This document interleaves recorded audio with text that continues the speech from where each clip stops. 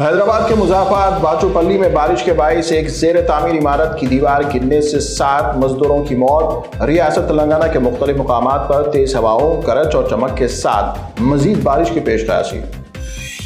दवाएं बनाने वाली कंपनी एस्ट्राज़ेनेका की कोविड-19 वैक्सीन की मार्केट से वापस तलबी। यूरोपीय व दीगर ममालिक में वैक्सीन पर लगाई गई रोक, सेहत के लिए खतरनाक होने का इंकशाफ।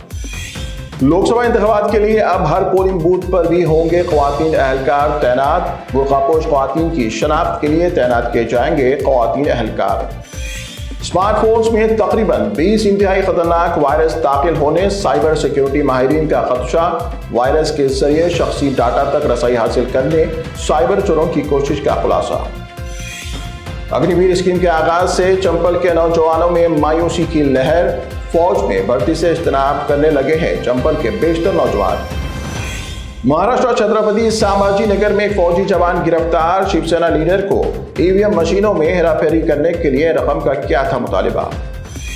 11 रियासतों और मरकज के जेर कंट्रोल इलाकों के जुमला 93 हलकों में राहदही का इख्तिताम। 13 मई को जुमला 10 रियासतों में 96 सीटों पर डाले जाएंगे वोट। वज़ीर-ए-आज़म नरेंद्र मोदी पर कांग्रेस लीडर राहुल गांधी की शदीद तनकीद। कबाइलियों से जल, जंगल और जमीन छीन कर सनतकारों के हवाले करने का मोदी सरकार पर लगा है इल्जाम।